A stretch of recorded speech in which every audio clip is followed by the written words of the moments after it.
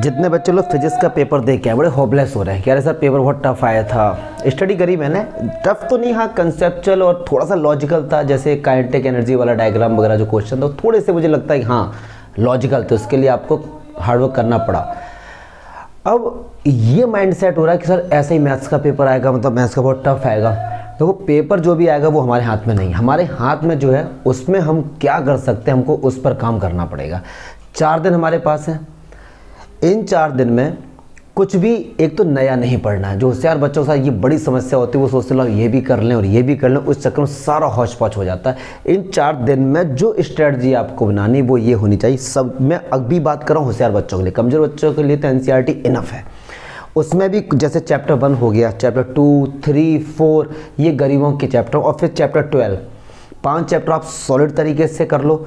ये मैं कमज़ोर बच्चों के लिए बता रहा हूँ। फिर उसके बाद टाइम बचता है तो चैप्टर 5 कर सकते हैं, चैप्टर 8 कर सकते हैं। इनसे आप करने से आप पास हो जाएंगे। बट अगर मैं जिनका टारगेट 100 का है या 99, 90 इसके आसपास लाइन, उनको क्या करना है, जब आप इतने होशियार हैं कि आपका टारगेट बहुत ज़्यादा है तो इतनी मैं उम्मीद कर सकता हूँ कि आपको एनसीईआरटी के बेसिक क्वेश्चन आते होंगे। अब 4 दिन हैं, रिवीजन भी हम लोगों को सारा करना है। तो कोई सा भी चैप्टर जब आप उठाते हैं, जैसे सपोज मैं चैप्टर 5 की बात करता हूँ, ठीक, स्कोरिंग है, लेंदी है, सिंपल है, तो ये नहीं कि आप एक्सरसाइज 5.1 को एक ही क्वेश्चन को आप सॉल्व कर, बिल्कुल नहीं। जो भी चैप्टर्स हैं इनकी मिसलेनियस एक्सरसाइज को उठाइए और सीधे उनको ख़त्म करो, और ये काम आपको एक दिन के अंदर करना है। चैप्टर 1 से लेके 13 के जितने भी डिलीटेड उनको तो हटाओ, बाकी सारे चैप्टर्स के मिसलेनियस एक्सरसाइज को आपको ख़त्म करना है। फिर उसके बाद केस स्टडी क्वेश्चन मैं अपलोड कराऊंगा, कल भी करूंगा। केस स्टडी जितना पॉसिबल है मैं कोशिश करूंगा कराने के लिए। वैसे केस स्टडी की बात अगर करें तो प्रोबेबिलिटी से, एओडी से, फर्स्ट चैप्टर से या मैट्रिक्स से रखा आपको मिल सकता है, ठीक है। 4 दिन है हमारे पास। अगर आप टेंशन लेते हैं, मैं मानता हूं कि उससे आप और ज़्यादा डाउन जाएंगे, और जो चीज़ हमारे हाथ में नहीं उसके बारे में अगर आप सोच रहे हैं तो आप फिर नेगेटिव एनर्जी आएगी, उससे आपका सब बेकार हो जाएगा।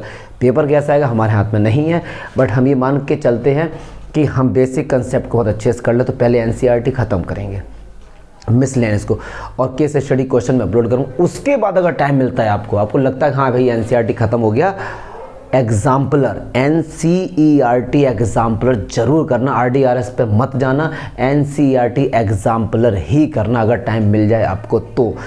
और एनसीईआरटी का जो माइंड सेट है कि बहुत सिंपल बुक है, ये क्वेश्चन तो हम लोग कर लेते हैं। एनसीईआरटी के किसी भी क्वेश्चन को आप सॉल्व करते हो उसके कंसेप्ट के साथ सॉल्व करो। कंसेप्ट अगर नहीं आता है, आप ये सोचो हाँ कि हमने एनसीईआरटी तो हमने सॉल्व कर ली लेकिन उसके बेस क्वेश्चन नहीं हो पाए तो वो बेकार है। क्वांटिटी पे वर्क मत करना आप 4 दिन के अंदर, क्वालिटी पे वर्क करना कि हमने ये भी कर लिया सर, हमने ये भी कर लिया, नहीं। 10 क्वेश्चन को 100 बार करना, ना कि 100 क्वेश्चन को 10 बार करना। मैं सही बता रहा हूँ, इससे ये होशियार बच्चों के लिए बहुत मात खा जाते हैं वो लोग। बहुत ज़्यादा करने के चक्कर में वो सब कुछ खो देते हैं, तो ऐसा हम लोग को नहीं करना है, ठीक है। तो ये एक छोटा सा मैसेज है कि यार कि टेंशन ना लो, वट एवर हैज़ गॉन, ठीक है, उस पर हमें नहीं जाना है। तो अब जो आगे के लिए हमें उस पर वर्क करना है, ठीक है। तो मिसलेनियस को बहुत अच्छे तरीके से आप सॉल्व करेंगे, केस स्टडी में अपलोड कर दूंगा, उसको आप देख लो। और भी कहीं से वेबसाइट वगैरह जाए, कहीं से भी कुछ भी मिलता है उसको आप करिए, लेकिन 10 क्वेश्चन करो, 20 करो, ये नहीं बहुत ज़्यादा कर लिए और एग्ज़ाम टाइम सब भूल गए। जितना लेके जाओ, अगर आपने 70 का किया ना, 70 में 70 आने चाहिए आपके, 80 में 70 होने चाहिए। ये नहीं करके सारे आए हैं वो भी, ठीक है।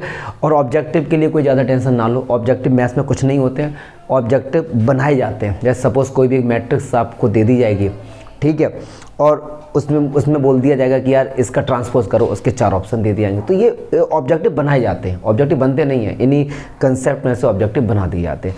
प्रोबेबिलिटी को बहुत अच्छे से करेंगे हम लोग। मैंने सारे एनसीईआरटी के एक क्वेश्चन अपलोड कर दिया है और केस स्टडी में और अपलोड कर दूंगा। तो टेंशन नहीं लेनी, बी पॉजिटिव। जो हो गया उसको छोड़ो यार, आगे के लिए करो। बीत गई सो बीत गई, तकदीर का सिकवा कौन करे, और तीर कमान से निकल गया उस तीर का पीछा कौन करे। जो चीज़ चली गई ना उसके बारे में मानता हूँ कि यार नहीं सोचना चाहिए हमको। ये मतलब एक जनरल है, बट बच्चों के दिमाग में आता है। थोड़ा सा ओवरकम करो और आगे बढ़ो, ठीक है। ये सारे बच्चे करेंगे।